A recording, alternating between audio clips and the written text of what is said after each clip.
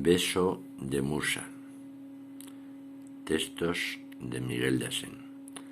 ¿Dónde está del verso la hermosura?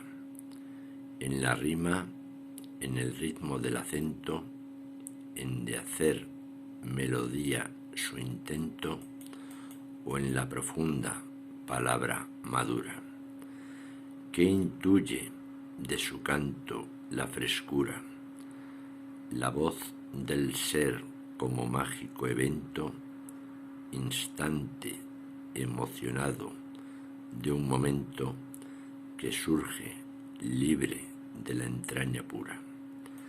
Y es a veces un azar prodigioso, un despertar tal vez descontrolado del alma entre ritmo melodioso. Pasa